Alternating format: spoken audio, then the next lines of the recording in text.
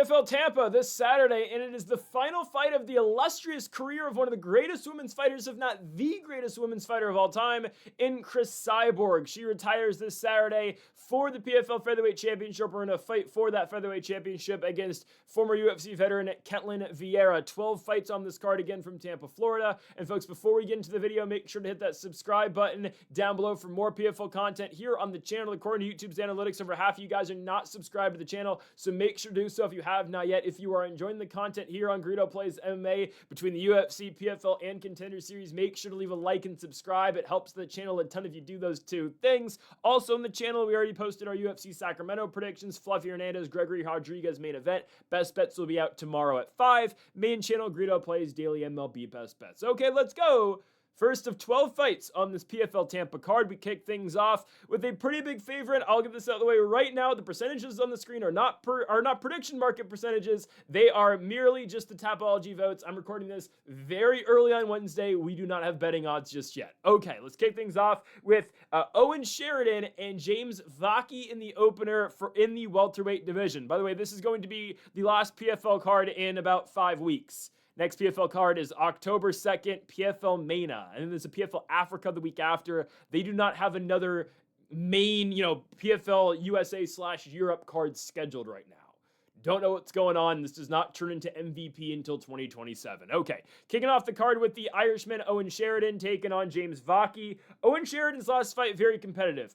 I can see the case for Chris Mixon potentially winning that fight. I did not mind the Owen Sheridan win. Obviously, with the fight being in Belfast, Ireland, they were going to give it to the SBG Ireland fighter in Sheridan, who is 6'5" and absolutely huge for the weight class. Okay, again, I've been using a lot of Joe Rogan-isms a lot, but I don't know how this guy makes 170 pounds, okay, truthfully. I know I sound very Joe Rogan saying that. He is massive, and I know, Owen Sheridan's not, this super built guy, obviously. He's lanky, of course, for being 6'5" tall. I still have no idea how he makes 170 pounds. Of course not, he's not packing too much muscle at the weight, but I still don't know how he's making 70. He's not bad. Again, beats Chris Mixon. It's a competitive fight. I don't mind the victory for Sheridan.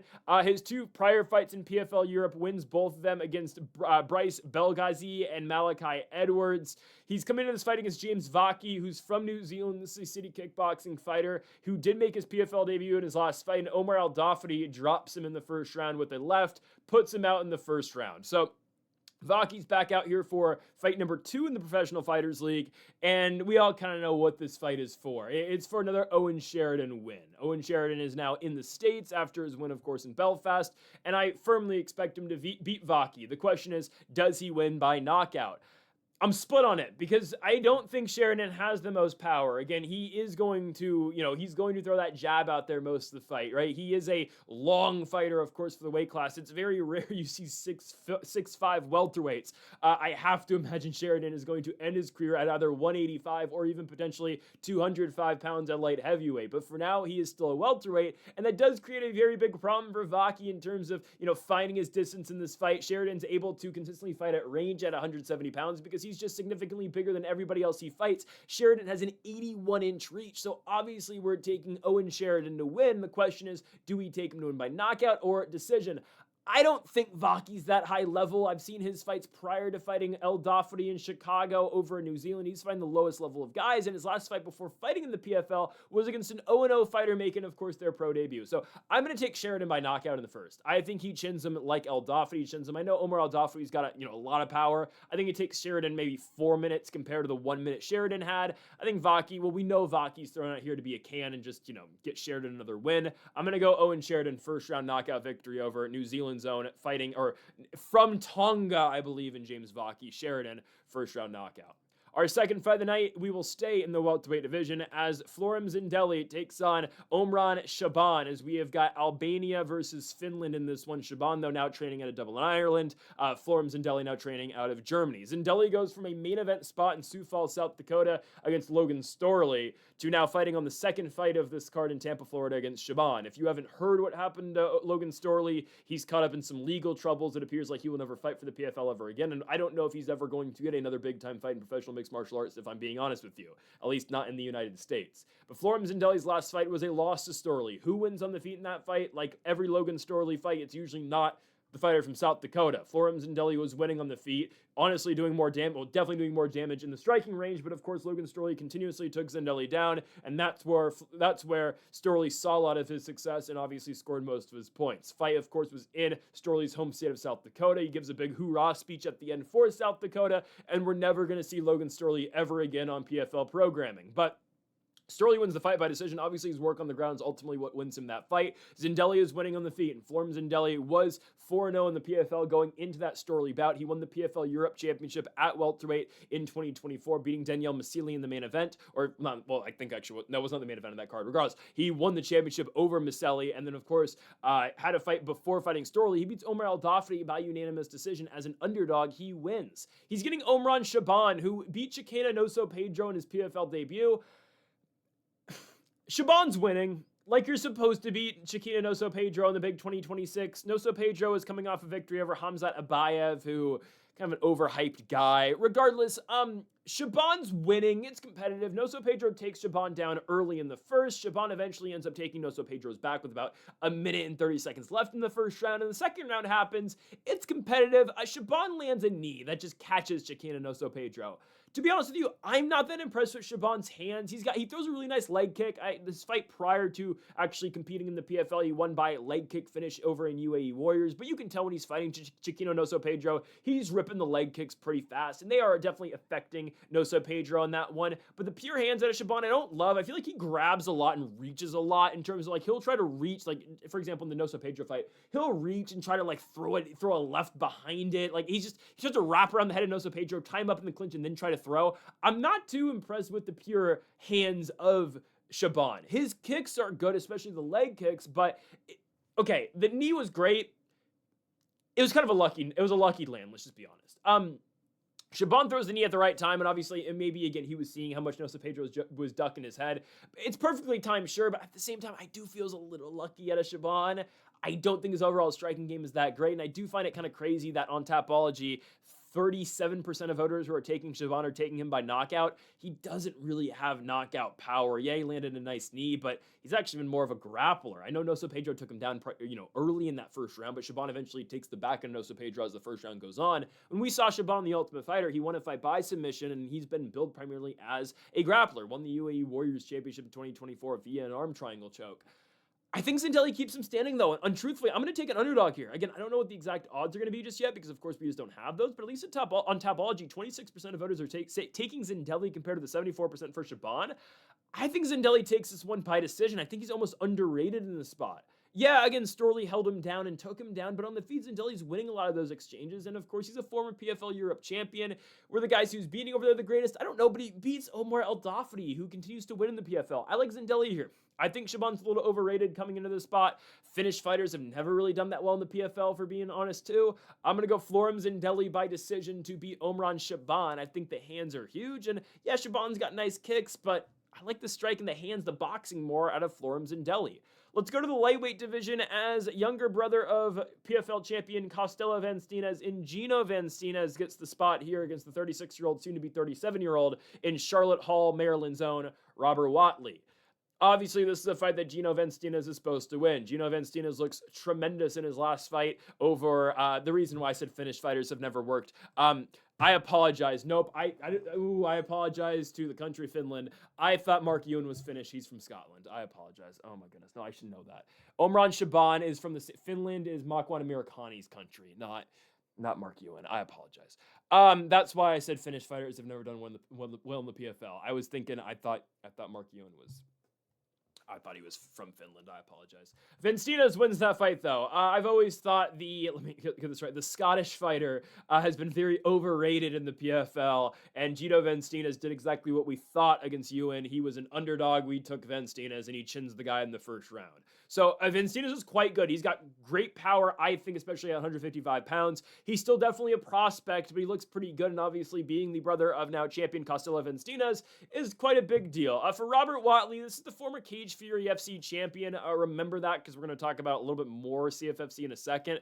But Robert Watley was the lightweight champion over in CFFC. He comes into the PFL and beats Mads Burnell in his PFL debut, but then drops his last fight to Dakota Bush. Dakota Bush, first shot of the fight that lands is an overhand right by Bush in Pittsburgh and completely just chins Watley out cold. I mean, that knockout kind of reminded me of CDF versus against Michael Johnson, kind of just the way that, Watley kind of lands and the strike, the overhand that Bush throws. Regardless, we're going to talk about Dakota Bush later in the video, but he knocks out Watley in the first round. Watley's back out here against Gino Van Steenis. And although Watley was able to beat Mads Burnell by TKO in the end of the third round in their fight in 2025, Gino Van Steenis should take care of Watley quite easily. I think Van Steenis' defensive wrestling is solid enough, at least from what I've seen, and he'll keep this fight in the range that he wants it in. I would have to imagine Watley is going to look to drag this fight down. We've seen that time in and time out in his CFFC career, right? Defended his Cage Fury championship twice by submission towards the tail end of his run before he got signed by the Professional Fighters League. I think he's going to get stuck on the feet against Van Steenis. Van Steenis, again, has a grappling game somewhat, but more so a guy who's, Gino is more so inclined to strike with you. I think he keeps Watley on the feet, and I do think he knocks him out. I mean, I don't love, Watley coming off that knockout loss. I mean, he got knocked out in March, so that's 5 months. That's enough time for the chin to heal, but I think Gino Van Steenis is going to connect on the button pretty early in this matchup, just like he did in his last fight in Madrid just a couple months ago. I guess that was in March too, but I like Gino Van Steenis here. I think he's quite good. We saw him in his last fight as a plus 150-ish underdog, and we took him. I'm going to take him yet again, and as well with Watley, right? Respect, veteran of the sport, built his way up, later in his career, like 34-ish, when he won the CFFC championship. That's awesome. He's about to be 37. I really don't trust. It's hard to trust a 37-year-old coming off a knockout loss, right? In the fashion in which Dakota Bush put him out as well, I got to go with the Ghost Assassin here in Spain's own by way of the Netherlands. Gino Van Steenis gets it done against Robert Watley as well, too. Just need to mention, Gino Van Steenis, 6'1", likely will not be concluding his career at 155. He's pretty big for the weight class. Robert Watley on the flip side is 5'9". Massive advantage in terms of height for Gino Van Steenis, although apparently Robert Watley's got a half of an inch reach advantage. Regardless, give me Van Steenis here by first round knockout. On to our next fight in the lightweight division, as we've got former PFL champion Natan Schulte taking on Magomedov Zaynukov in this one. Zaynukov, of course, training out of Makhachkala, Dagestan, Russia, taking on Schulte, who returned to the PFL and returned to mixed martial arts after a 3-year hiatus just 4 months ago as he lost to Jakub Kasuba. Natan Schulte isn't really going to try to hurt you. That's kind of the best way I can put it. Best way I can put Natan Schulte out there for you. Obviously a jiu-jitsu guy, but has been known for being a decision machine, / of course a grappler who can sub you. But if you watch the Kasuba fight, Schulte doesn't really do any damage. He's grappling, and yeah, like he holds Kasuba back up against the fence at times in that fight, but he's really not trying to inflict any damage. And as the first fight that Schulte had in the PFL since the whole incident between him and Hoosh Manfio back in 2023, I don't want to talk too much about it, but essentially Hoosh Manfio got banned from the PFL after that fight. They released him after the Natan Schulte fight. At the time, Natan Schulte and Hoosh Manfio were both in the same season when they did the whole, the standings and whatnot at 155. Schulte with the victory was guaranteed a playoff spot, and Hoosh Manfio and Natan Schulte are friends, so they didn't want to fight each other. So Schulte, kind of just boringly won a decision where the two just struck for 15 minutes and just stayed on the outside. It was a sparring match, essentially. The PFL denied Schulte of his shot in the playoffs. They gave it to Shane Burgos instead because Burgos had won by knockout and he had one less point, but they gave it to Burgos instead. They disqualified both Schulte and Manfio. Schulte instead gets to come back to the PFL 3 years later, didn't fight in between. Manfio's like losing a bunch now in Russia. Anyways, Natan Schulte versus Jakub Kasuba. Again, Schulte doesn't really do much damage. He's now going to get Magomedov Zaynukov. This is a pretty tough out. Zaynukov, pretty good wrestler. I know Schulte's got good jiu-jitsu, but it's a whole nother problem when you've got a Dagestani on top of you. I'll be honest, Zaynukov not really a finisher either. Zaynukov has had 4 fights in the PFL, all 4 of which have seen the judges' scorecards, and all 4 of which, of course, Zaynukov has been victorious. The last time Zaynukov got a true finish, you got to date all the way back in 2019. We're talking pre-COVID times for Zaynukov since his last real finish. He won by an injury, which is technically a TKO back in 2023, but again, there was an injury to his opponent. The last time Zaynukov truly won by a finish was in the 3rd round of a fight in 2019 in November of the year. That's 7 years ago. Likely Zaynukov wins by decision. As long as he doesn't get stuck in a submission with Schulte throwing something off of his back, Zaynukov will be fine. The problem that Natan Schulte has, at least he's had recently, at least just in his last fight against Jakub Kasuba, he can't find a way to get the fight down. Yes, he's got good control in terms of pushing an opponent back up against the fence, but he wasn't able to, take Kasuba down. And yes, there was not a lot of damage and a lot of action as a whole in that fight. It was a pretty boring bout. I do think Kasuba wins, but again, not much happened. I just thought, Kasuba, of course, is doing a little bit more to actually inflict damage on Schulte, rather than Schulte just looking to tie up, try to take him down, and just do nothing with those takedowns. Try to just hold positioning and try to eventually maneuver to the back. Zaynukov should easily take this. Again, this is a fighter training out of Dagestan. You know what they do. And Natan Schulte, I feel like he's a lot older than 34 because he took 3 years off. But I mean, yeah, he was 31 when he fought Manfio in that weird fight that still holds up as a win for Natan Schulte. Just the PFL flagged it themselves for legitimacy issues. I don't think either Natan Schulte or Manfio were throwing the fight. I just don't think they wanted to fight each other because, of course, they come from the same gym and they're friends. But at the same time, you have to say, okay, well, why did both of you join the same season, knowing that you could have fought each other that year in the PFL tournament or the PFL season format? Regardless, Schulte's back was okay against Kasuba, but it just didn't do much damage. He's not going to do much damage against Zaynukov because he's going to wind up on his back for most of the fight. And I don't think Schulte's able to throw up a triangle or an armbar or something. He'll be defending. Zaynukov doesn't really do much once he gets on top, but Zaynukov will hold position for 15 minutes and he'll win. Okay, I'll tell you. Makshirep Zaynukov is pretty boring, but he'll win by decision against Schulte, who's also pretty boring.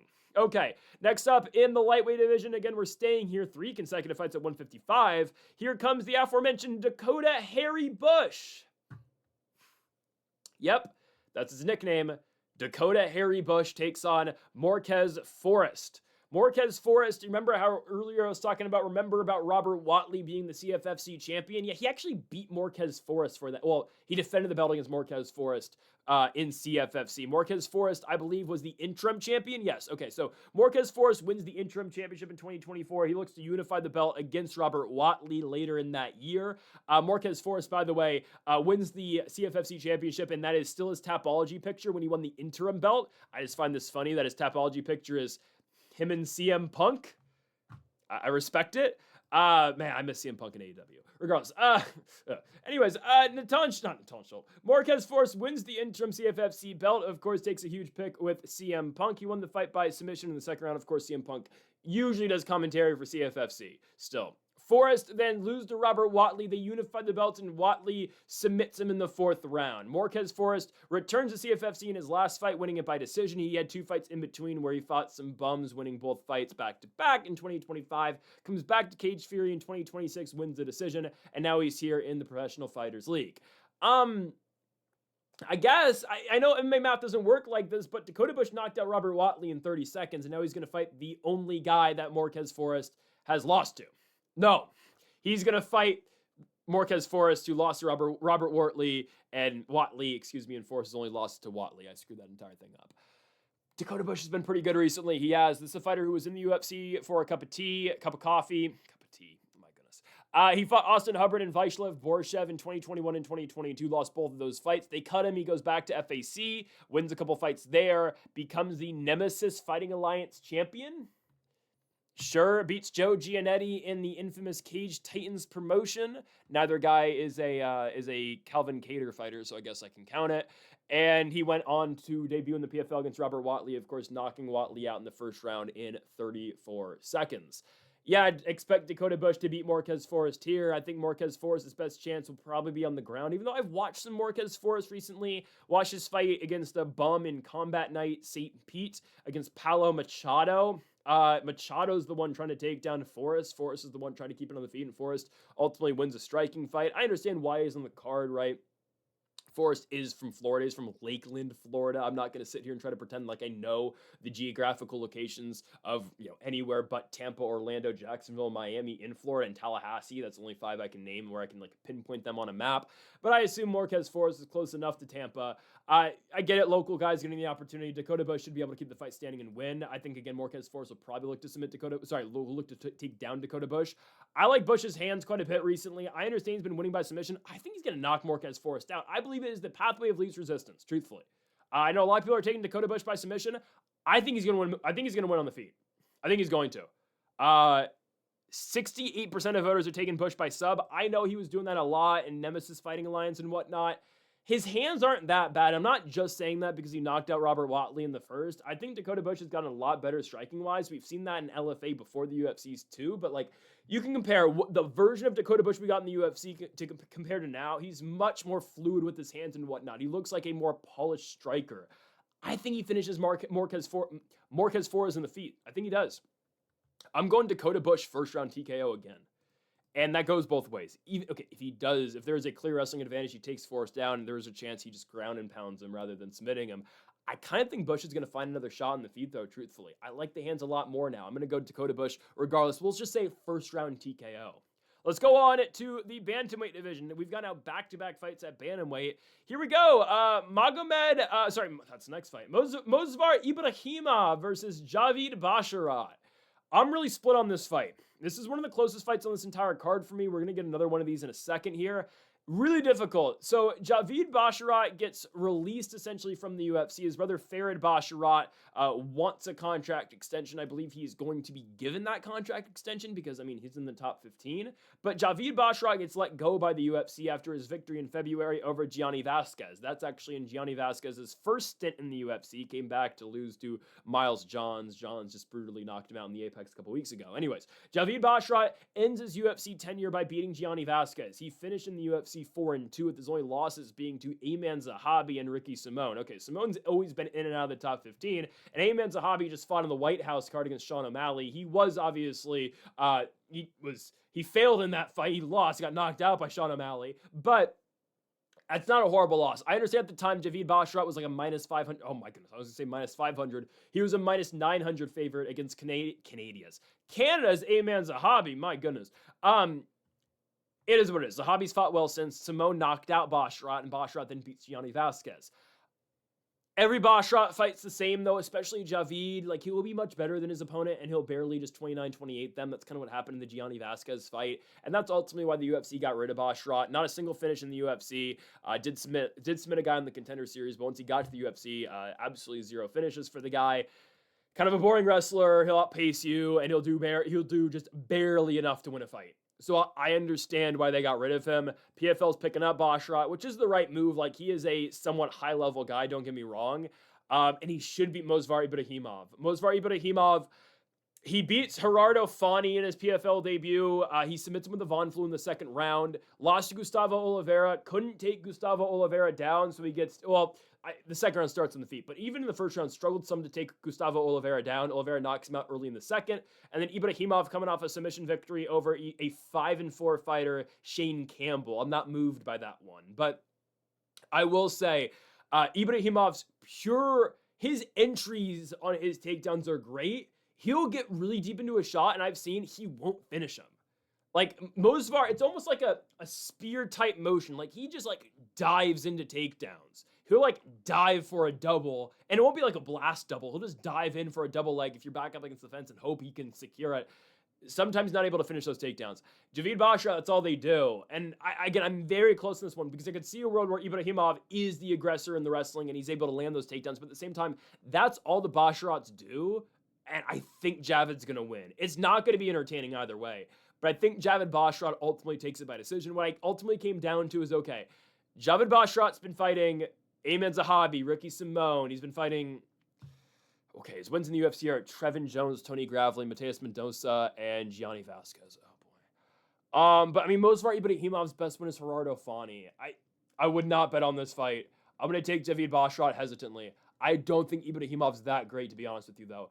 Again, his entries are great. His striking's okay. I think, obviously, Basharat, they try to avoid striking exchanges quite a bit, or they're very defensively sound. They look to wrestle. Obviously, Farid is significantly better than Javid, but I'm going to go Javid Basharat to win by decision. I would not bet on this fight in the slightest, but I think he does just enough to beat Belgium's own and Movsar Ibragimov. Staying now in the bantamweight division, we go to our next one, another PFL debuting fighter from the UFC, and that is Daniel Marcos.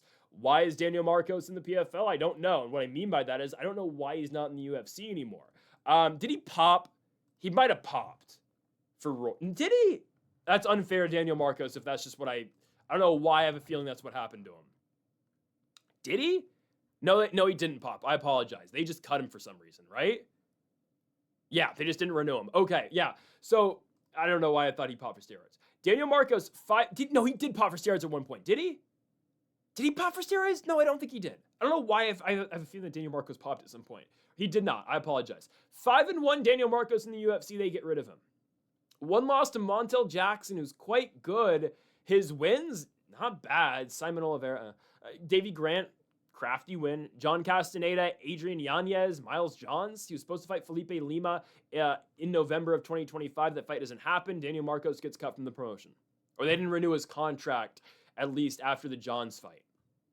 So originally he was supposed to fight Lima. They rebooked him 2 weeks earlier. He wins and they don't renew him. They get rid of a guy who's 5-1, and now he's fighting Magomedov. This should be light for Daniel Marcos. I understand, Magomedov, he's from the Habib camp. Oh, great, Habib's going to be in the corner. He's from Dagestan. Awesome. When they talk about the success from the Dagestani fighters, they always just include 4. They include Usman Nurmagomedov, they include Umar Nurmagomedov, they include, or there's maybe just 3, and they include, of course, Islam Makhachev. Am I blanking on one? I definitely am. Regardless, whenever they talk about, all this success from Dagestan, they only talk about the ones that are really good. And trust me, there's a lot that are really good, but there are some Dagestani guys who are just gonna, Magomedov is one of them. He's had his success in the PFL in the past, do not get me wrong, but he's struggled recently. Magomedov did beat Leandro Higo in his last fight. He was this close to being submitted with a standing guillotine choke. He barely gets out of it. Let's not forget, Magomedov misses way in that one, and he barely gets the decision. He's a -600 favorite and barely won a split decision over Leandro Higo, who got eliminated in the first round of the tournament in 2025, but it was against Marcelo Alves, who's quite good, so I don't know what to say there. But Magomedov barely beats Higo. He was coming off a very bad knockout loss to Sergio Pettis. Magomedov's a huge favorite. Pettis was coming off a loss in that one, and Pettis spinning back elbows Magomedov, puts him out cold. And that's the problem Magomedov's going to have in this one. His striking is not that great. I think Daniel Marcos is able to see quite a bit of success on the feet against him. Marcos' grappling isn't bad either, but I don't think he's going to be engaging in a grappling fest here with Magomedov. He keeps him standing, which he should be able to do. Marcos is going to box his head off, I think. Again, this is a guy who should have never been cut by the UFC. I don't know, or at least removed, or at least not re-signed by the UFC. I get it, Marcos doesn't get the most finishes in there. His UFC career, but 2 out of his 5 wins were by finish. TKO'd Simon Oliveira, submitted Miles Johns in his last fight. Yeah, that was a really confusing cut. I don't know why they did that.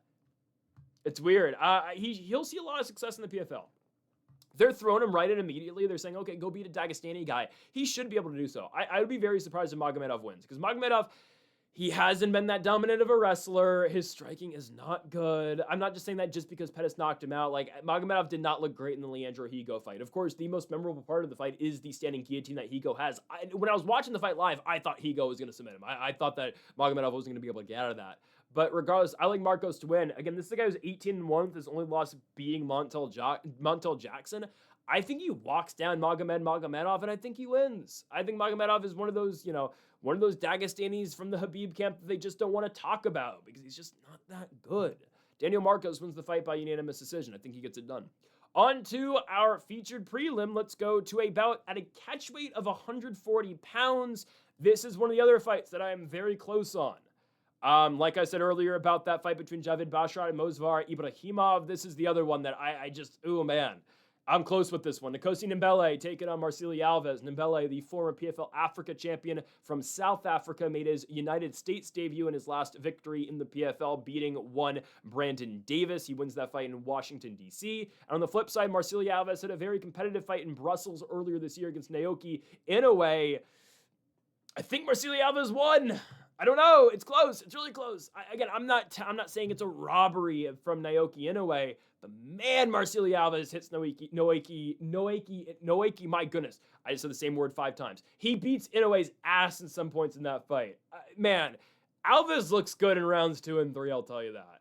Hits Inoue hard in the second round. The damage he's doing in the third. Look at their 2 faces at the end of the fight. And I understand, look at Islam's face and look at Ian Machado Gary's face. I get it, okay? You can't always go with that. Henderson versus Bisping 2. Look at Bisping's face and look at Hendo's face. Obviously, that doesn't dictate the entire result. That doesn't dictate the fight. I get it.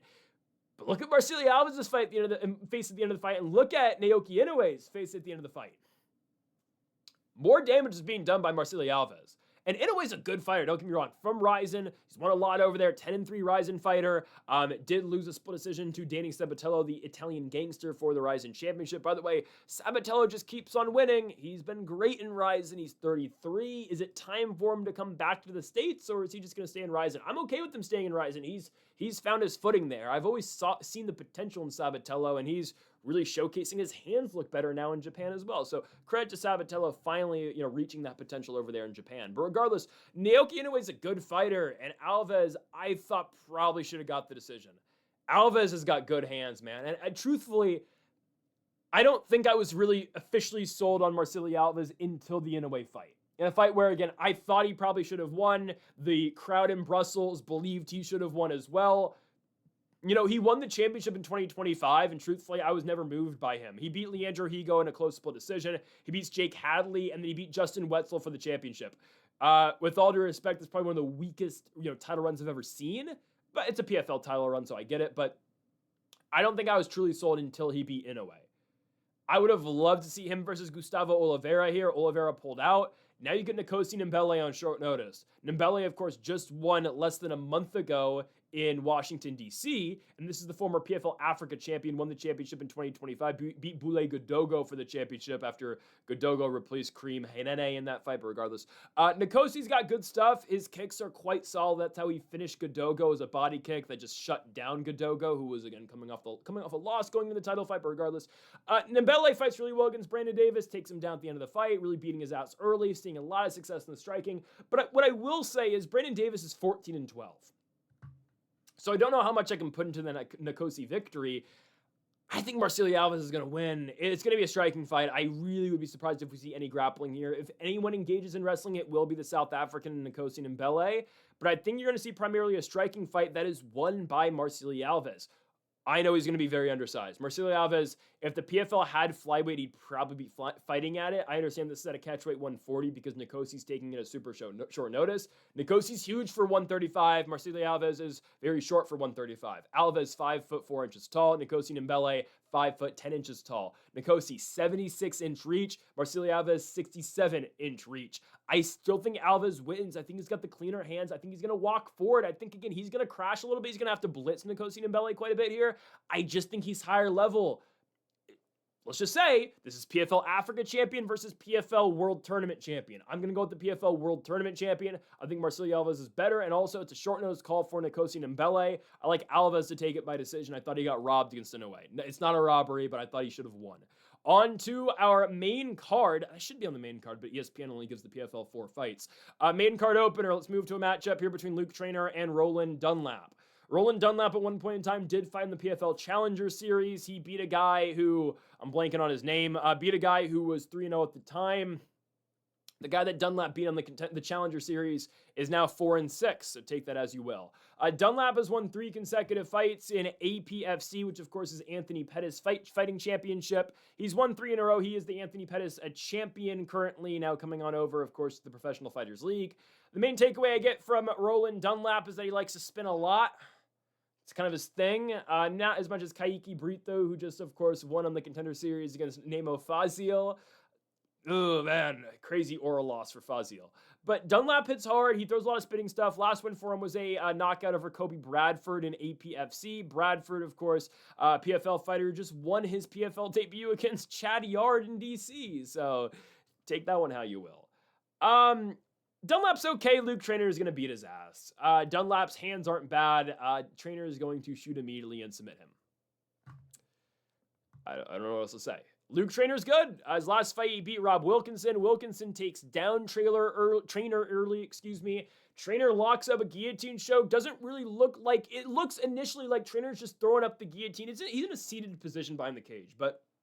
Initially, it does look like Luke Traynor's just, locking in the guillotine just to kind of defend and prevent Rob Wilkinson from kind of driving him down towards the mat, kind of. I don't know. Regardless, he locks in the guillotine. Initially, I don't think it's much of a problem, but then Traynor kind of sinks back into it, and Dan Hardy says, whoa, this is tight, and it is. Luke Traynor eventually taps Wilkinson. Wilkinson kind of scrambles and he kind of scrambles and kind of, tries to roll. It doesn't work. Trainer gets the tap. Luke Trainer's quite good. His squeeze is good on a lot of his chokes back-to-back. Or he's got 3 rear naked choke wins in Bellator. 4, actually, rear naked choke wins in Bellator. That was his PFL debut against Rob Wilkinson in 2026. He did not fight in 2025, but the combined record between the Professional Fighters League and Bellator for Trainer is 7-1. And they're doing him a favor in the Roland Dunlap fight. I mean, yeah, Dunlap, his best pathway of success will be on the feet against Luke Trainer. Again, trust me, he's going to spin in this fight. At least that he was spamming spins a lot in the PFL Challenger Series win that he had against the fighter who was 3-0 at the time, now 4-6. But Luke Trainer's not going to play around on the feet at all. And like, again, if Luke Trainer wanted to strike with Roland Dunlap, he probably could still beat him. I don't think Dunlap's some high level guy. He's 7-0. But I don't think he's that high level. He's got a wrestling background, I think, but he's got again like that Stephen Wonderboy Thompson striking style, like karate-esque, like he's always always on the tip of his toes, which, I mean, we've seen Wonderboy at times, defend takedowns well, but then at the end of his career, he kind of didn't, regardless. Actually, Wonderboy's supposed to fight again this year, which is great for his retirement fight, or at least his last fight on his UFC contract. He's going to go to the GFL, isn't he? No, he's going to go to Karate Combat, actually. That makes sense. I think Trainer takes down Dunlap. Like, yeah, again, like the karate, defensive, the karate style of defending takedowns or whatever. Luke Trainer takes him down and probably locks in a rear naked choke. Probably takes his back and submits the guy. I understand I'm kind of writing off Dunlap a little bit for being an undefeated 7-0 guy, but Trainer's just really legit at 205, and he's massive for light heavyweight too. 6'6" tall with an 81-inch reach, but Dunlap, man, 6'3", 79-inch reach. So though, give me the Englishman and Luke Trainer to win this one by first round submission. I'm gonna go back take and then a rear naked choke win again for Trainer. On to our feature fight of the entire card, we go to the women's flyweight division. Taila Santos takes on Sabrina de Sousa in by far the biggest fight of the career of Sabrina de Sousa. She's had a pretty good run so far in the PFL, a run that I don't think was entirely expected. Of course, we have talked a little bit about the Sabrina de Sousa Poliana Wisniewska fight in the past. I rewatched it again today. I still think Wisniewska probably earns a decision in that one. Yes, Sabrina de Sousa has been Wisniewska down at times, but again, damage-based scoring, who's doing more damage? It is Poliana Wisniewska, who I still think is going to be very good, right? Next to Kota Dicheva for the PFL. Maybe. I don't know. Yeah. Wisniewska coming off that TKO win over Kana Watanabe in Chicago in April. Anyways, Sabrina de Sousa is still undefeated at 6-0. Again, it's undefeated versus undefeated in late 2025 when she beats Wisniewska, and then de Sousa goes on to beat Cheyenne Bowers in her last fight by split decision. Okay, fight's not great. She barely gets it, sure. She gets Taila Santos now. My goodness, is this a step up?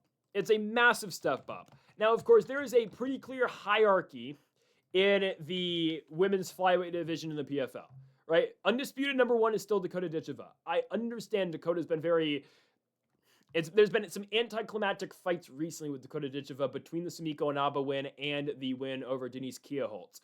Still, she is by far the best fighter they have at 125. The PFL refuses to make a title fight, by the way, at women's flyweight. Is it because they don't want to do Carmouche Dicheva? I don't know why they wouldn't. But if you, here, we're gonna pull this up because I think it makes sense to do so.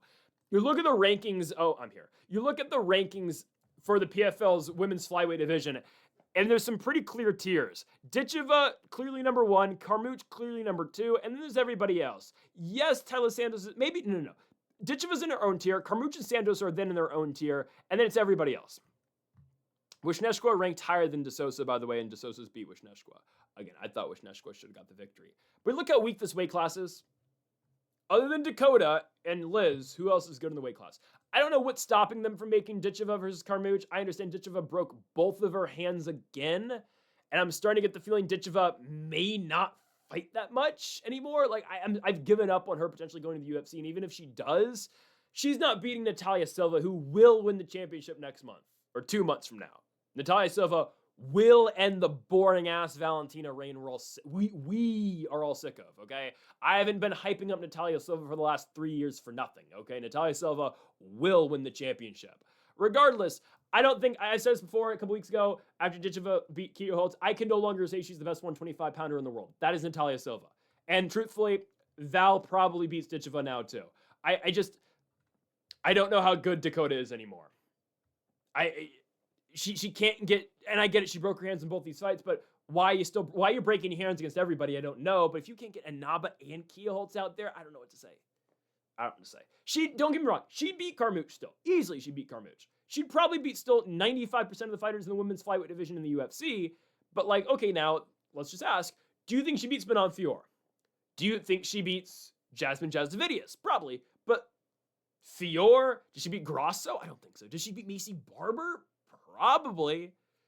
But right, like that's kind of where I'm at with Ditcheva right now. She's a top 5 women's flyweight, probably 5. I'd go Silva, Shevchenko, Fior/Grosso, Ditcheva. Probably never going to see her in the UFC, truthfully. I don't think she's going to fight that much anymore. Santos versus De Sousa, it's a huge step up, is what I'm trying to get at here with De Sousa.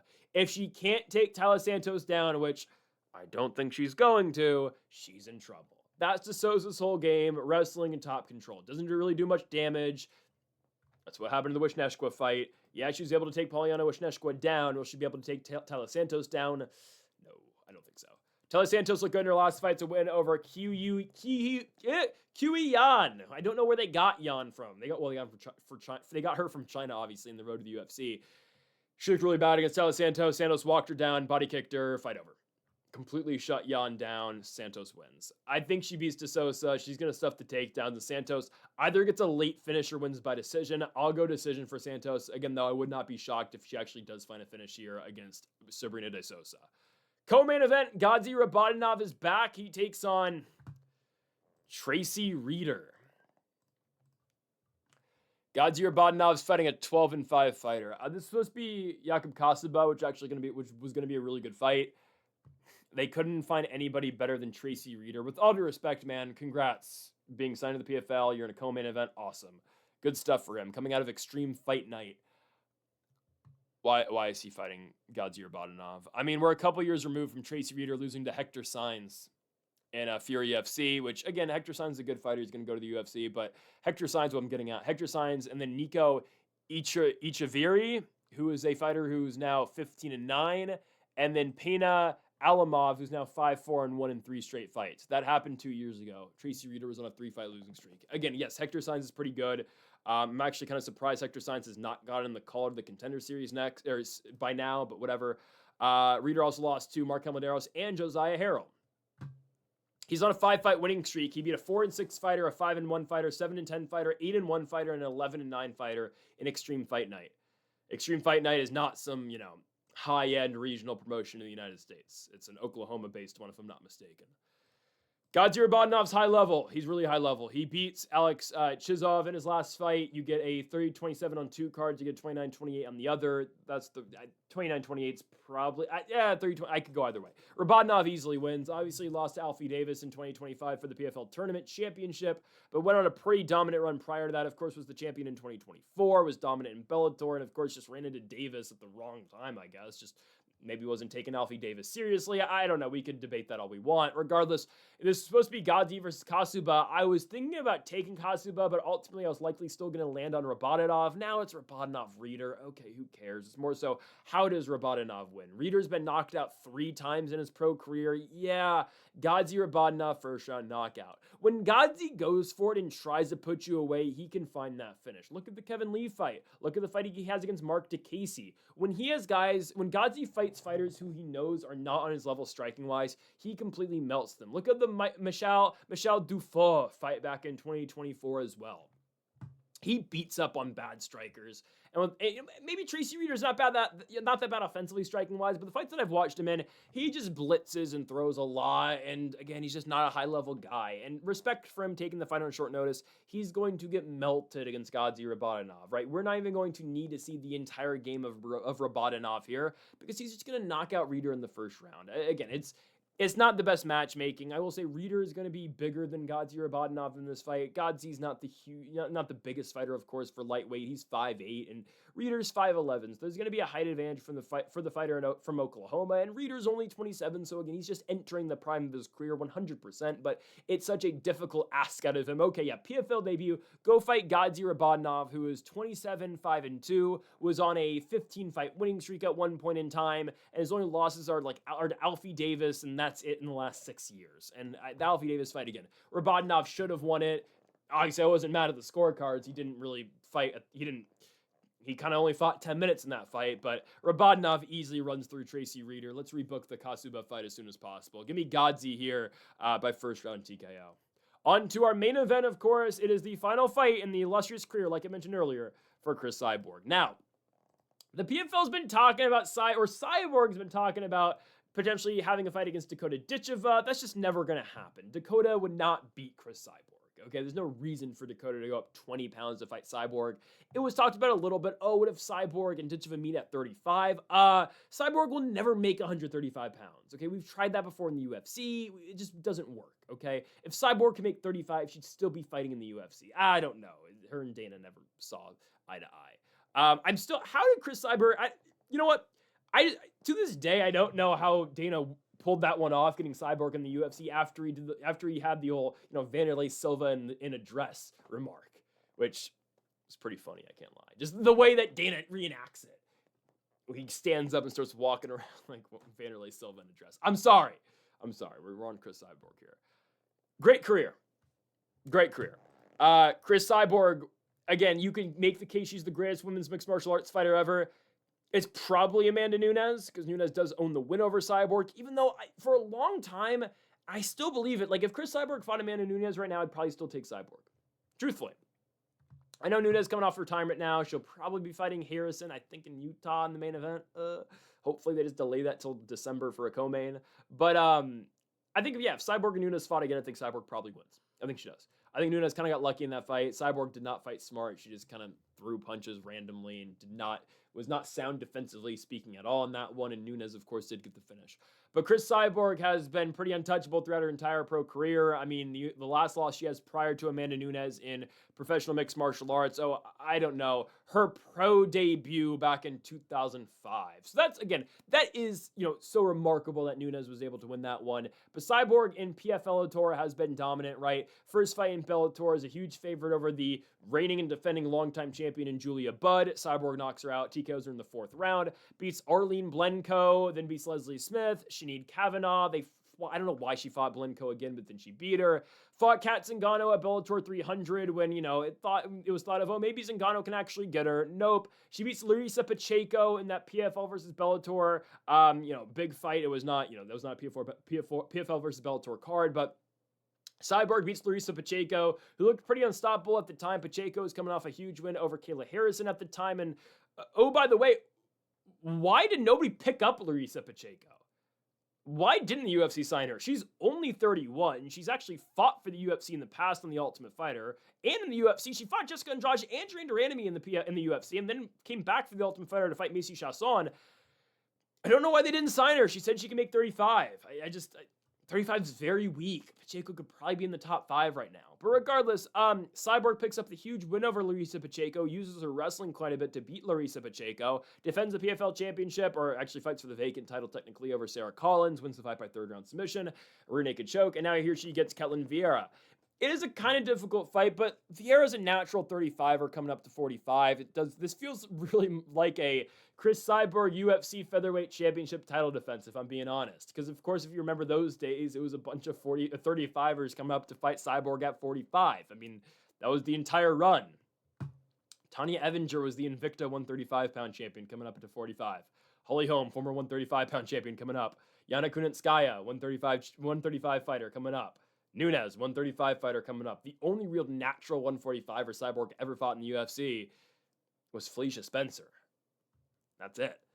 So Cyborg, obviously, has been fighting more natural 145-pounders in Bellator and the PFL, but now she's getting, again, a 135er coming up in Ketlen Vieira. Vieira dropped from the UFC after being a 10-5 fighter in the promotion. Kind of an undeserved cut, to be honest with you. Vieira, 34 in the top 5. At one point in time, I remember saying that I thought Vieira should have got a title fight after she had beaten Miesha Tate and Holly Holm in back-to-back bouts. Instead, she lost to Raquel Pennington. That derailed all of her momentum. She got into another title eliminator in Utah in 2024 at UFC 307, but ran into Kayla Harrison and ultimately lost. Concluded her UFC career by beating Macy Chasson, losing a split decision to Norma Dumont, and then beating Jacqueline Cavalcanti in her last fight. Cavalcanti's first ever L in the UFC. She was 5-0 in the promotion going into the Vieira fight. Vieira beats her in May of this year on, Alan Costa from the Apex, and they cut Vieira. They don't renew her contract. So she's going to fight Cris Cyborg. How does Vieira really win? I don't know. Is she going to out-wrestle Cyborg? No. Is she going to outbox Cyborg? Definitely not. Yeah, Vieira's literally has no chance. I'll just get this out of the way. Cris Cyborg, second round knockout. Yeah, second round knockout win for Cyborg. Ooh, Vieira's chin's actually pretty decent, though. But it's a whole other world when you fight Cyborg, man. The power Cyborg has at 145 is just different. And Cyborg is still pretty quick at her age. Of course, she was doing a lot of boxing fights. She's boxed quite a bit recently. That's been more of her main priority, instead of MMA. But I think this is her, I don't know if this is her combat sports retirement fight or just her MMA retirement. I don't know if she's going to continue to box. But I think Cyborg TKOs Ketlen Vieira in the second round. Vieira is going to be significantly slower than Cyborg on the feet. Vieira hasn't felt the power of a 145-pounder like Cris Cyborg. And if Vieira, I know Vieira's she's got good jiu-jitsu. Yeah, that's great. She's not out wrestling Cris Cyborg. No, we saw that in Cyborg versus Pacheco, and the wrestling game has always been there for Cris Cyborg if she needs it, right? When Cris Cyborg feels any bit of threat on the feet, it's just, okay, I'm going to shoot on you, and I'm going to dominate you down there. Because Cyborg is actually, let's just say it, she's underrated with her grappling, top control, and wrestling in general. So I really don't see a pathway for Ketlen Vieira in this one. Cris Cyborg will retire 30-2, trying to get that 30th victory here. And yeah, I expect her to do it in the second round by knockout. And I assume PFL is going to scrap the 145-pound division. They don't even have rankings for women's 145, just like the UFC. So this division is done, and that kind of does it for women's featherweight in general. UFC gets rid of it. Bellator had it. They kept the division alive. But, the PFL has not re-signed any of the fighters that Cris Cyborg beat at 145. I guess they still have Sarah Collins. Do they? Do they have Sarah Collins? Did Liam McCourt retire? I don't know, but I thought for a while they're going to do Cyborg Liam McCourt, but Liam McCourt can never win a title eliminator. Yeah, they didn't take any of the Bellator 145ers. They did not take Zingano. They did not take Arlene Blenko, Shanine Kavanaugh, Leslie Smith, or Julia Budd. They didn't take any of them. So this division is done, and I think it's just kind of done permanently. I think Invicta still has 45. I'm not going to lie to you and say I watch Invicta, nor I know what's going on in Invicta, but yeah, that's kind of it for women's 145. It's cut down to 135 or else at this point. Cyborg wins, and as Cyborg retires, she also retires the division with her. So that's kind of a crazy impact, right? The division that Cyborg's always ruled over is now over. Well, hey, Ronda Rousey fought Gina Carano recently at 145, but now officially no, women's featherweight is done. Unless MVP throws a bag at Cyborg to try to get her to fight Gina Carano again. They might do it. Actually, no, 145 is not dead because Gina wants to fight one more time. Gina's going to fight Holly Holm or Cris Cyborg for her retirement fight after losing to Ronda in the fashion she did. Jake's going to say, hey, you wanted to fight? You felt like you weren't in there? Okay, yeah, go fight. You want Cris Cyborg or Holly Holm? Yikes. Cris Cyborg, second round knockout. I have a feeling, again, if MVP and Jake throw her a lot of money to fight Carano, I think she might do it. But would Jake really throw Cris Cyborg a lot of money? Is that a big-time fight for them? Cyborg Carano too? Because they could easily just do it with Holly Holm if Carano wants one more. And Holly Holm's already signed MVP with their boxing stuff. Yeah, I think this is it for Cyborg. Cyborg, second round knockout, one hell of a career. Again, one of the greatest women's fighters of all time, if not the greatest women's fighter ever. Folks, that does it for our PFL Tampa full card predictions. Cris Cyborg, Ketlen Vieira in the main event. Make sure to hit that subscribe button down below if you did enjoy the video. Make sure to comment if you disagree with any of the picks. And make sure to leave a like as well. We'll be back in about a month's time for the next PFL card with PFL Mania. We'll see whenever the hell the PFL schedules another fight card in the U.S., hopefully before the end of the year, before, again, this officially becomes MVP in full. Folks, thank you all for watching. Make sure to hit that subscribe button down below for more at Mamba Forever.